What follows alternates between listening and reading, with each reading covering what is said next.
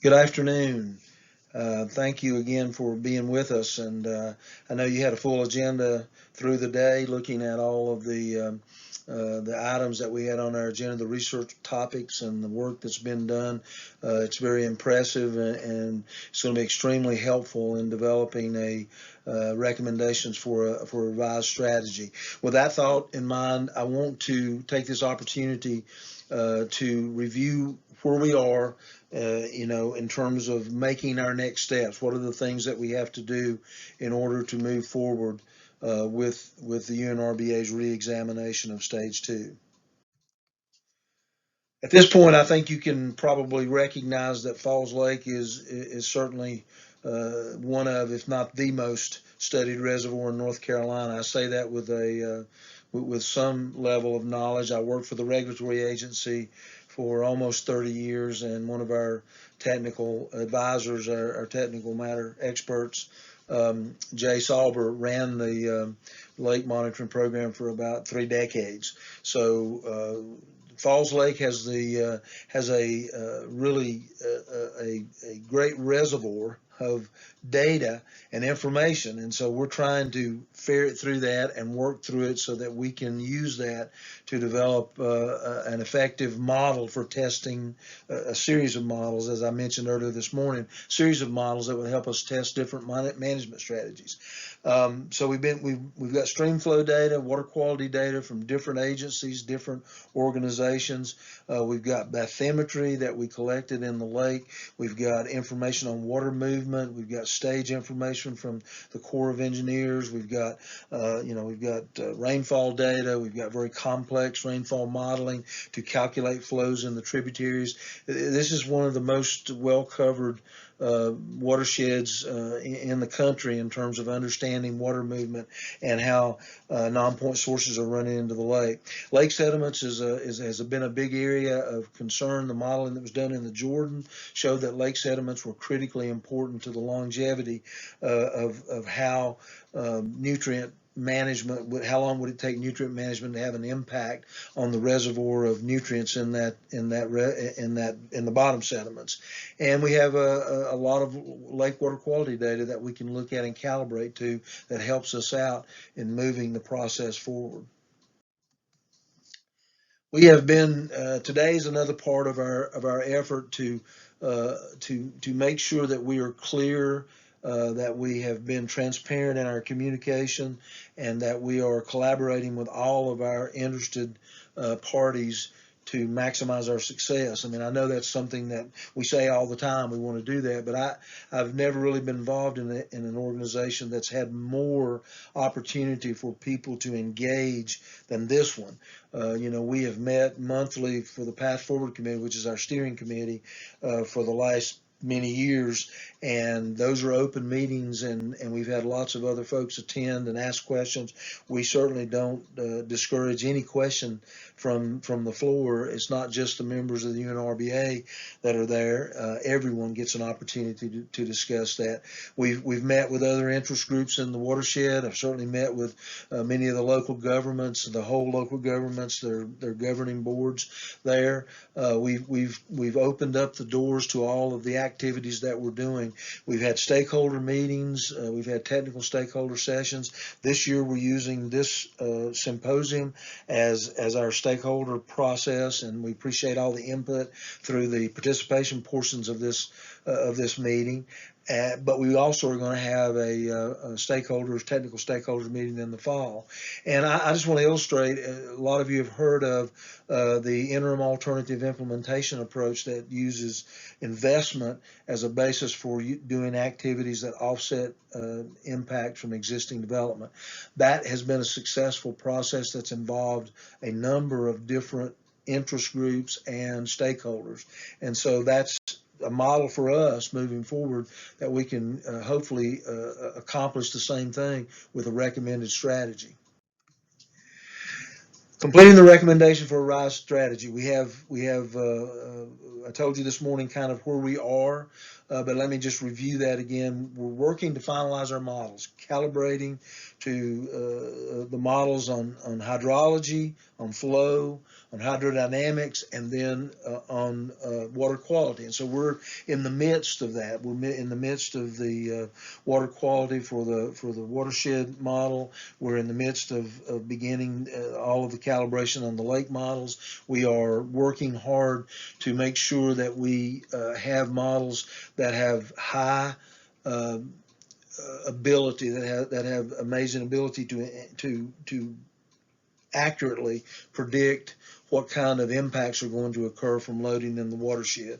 We are working on identifying modeling scenarios. We have a scenario work group that consists not only of UNRBA members, but also other representatives of agriculture, environmental groups, DOT. So we're reaching out to them on looking at what are some of the management scenarios we can model. And we're trying to craft a realistic and equitable strategy that applies equally within the watershed. When I say equally, I mean fairly within the watershed, and that it will maintain uses and it will improve water quality. The reexamination overview, we've looked at the inputs to Falls Lake. We've looked at the responses to that in terms of the water quality and the processes that are in the lake. We've looked at the regulatory challenges, meeting issues related to the Safe Drinking Water Act, aquatic life, recreation, flood control, all other uses. And we realized that standard, which I told you this morning was developed in 1979, needs to be looked at on a much more much more current status. We do know the state is developing a site-specific water quality standard for High Rock Lake, and we've been following that very closely. We really believe that Falls Lake has a superior data set that would allow us to do a recommendation to the Environmental Management Commission for a site-specific standard for Falls Lake, not to remove any requirement to do management of the watershed, but to more properly reflect the correlation between chlorophyll A and designated uses. And you heard a lot about potential impacts from algae today, particularly as related to toxins. But we want to make sure that connection between uses and the standard are more carefully applied. So it's time to update that, and we think that's going to be a beneficial approach as well. We think there's some key considerations in developing an updated nutrient strategy. Everyone in the UNRBA and everyone that's been involved up to this point that I'm aware of respects the fact that this lake is an important resource. It's got to be protected. There has to be a management strategy for it. We have to let science be the driver for that. What is possible in this reservoir? What are the constraints that we have toward making changes to the water quality in this reservoir? These are things that we must continue to look at through science. We need to have shared objectives, and we need to develop it through a partnership. This has to be something that we look at together with those people that have an interest and an investment in this watershed, those that have an interest, to the regulatory agencies, EPA, DWR, the Environmental Management Commission. And we've got to look at something that's going to be reflected in an ongoing management program.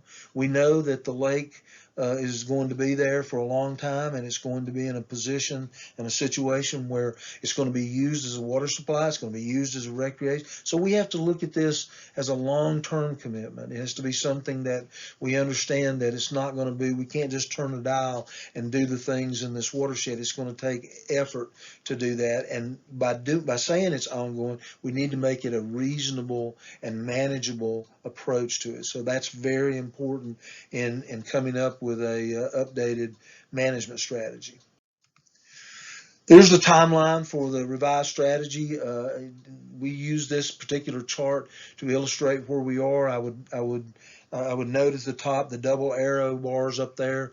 The stakeholder engagement that we have has been going on throughout the entire process. I started with the UNRBA in 2012, and I've been here for 9 years now, going on 10. So it has been our effort all along and our commitment to have stakeholder engagement.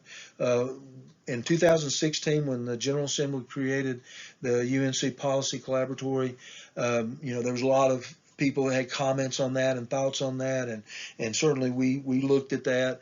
I will tell you that I've been extremely impressed with the scientific and professional approach of the work being done through the Institute, funded by the Collaboratory. The Collaboratory has been very supportive of the work of the UNRBA, and we have a good working relationship with them. So that's another overlay on this effort that increases our scientific knowledge. So as you can see, there's a lot of check marks up there. That's good. It's been almost 10 years, and we've been working through this. We've completed the monitoring program. We're in the process still of configuring the models. We're in the process of calibrating. Some of these things are parallel. The scenarios, we didn't put a star by it, but it is underway as well, identifying scenarios. So we have a very involved and many moving parts process here that's going to get us to a recommendation.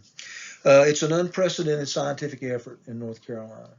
The collective understanding of Falls Lake is one of the most well documented situations that I can be aware of on a reservoir in North Carolina. We know of a lot about this lake. Obviously, we don't know everything about the lake, but we know a lot about it, and a lot more than a lot of other reservoirs do. So it's been something that the UNRBA has said we have to develop good science and a lot of information to support our position. The presence of the projects funded by the UNC Policy Collaboratory has been a tremendous boon to our effort, because we've been talking with the collaboratory every year before they fund their projects. We've had an opportunity to have input. They have been very gracious in listening to some of the things we think that would be helpful in ours. We've shared all of our data. We've met with the researchers. We're engaged with the researchers. It has been a very effective and beneficial process. We have embraced the idea of partnership with the regulatory agency and our stakeholders. We're not trying to get our way. We're trying to get to a point where we have a management strategy that everyone can get behind. That's a very important thing that we're doing. In terms of where we are today and what we've been trying to accomplish, the UNRBA has a tremendous set of information, has a large set of information on its website. Here are the links to that. The materials that we've provided to you as participants in this symposium will have these links. You are able to go to those sites and you can export data. You can take the data we've been collecting. The database is there. All you need to do is get a user ID and a password, just so we can have that in there and so we can protect our data. And then we want to have, there's all kinds of information on how we are, how we're pulling all this together. There's informations that give step-by-step documents on our process, and you're certainly welcome to those, and we'll be glad to talk with you about those. The UNC Policy Collaboratory did their interim reports last year, and they took the information that we provided them on our status and what we had been doing and posted that on their website. That's also included. So I want to take this opportunity. I know we have more things to do in the session today. We're looking for the input, questions, and the interaction between the groups and the folks. We're looking for your feedback, so that's very important. But if you have any questions for me, my contact information is on there. I'm always glad to talk with you. And on behalf of the members of the UNRBA, I want to thank you for your participation today, and I look forward to interacting with you more as we move through this process, hopefully in a person-to-person way. But again, thank you very much for your interest in what we're doing.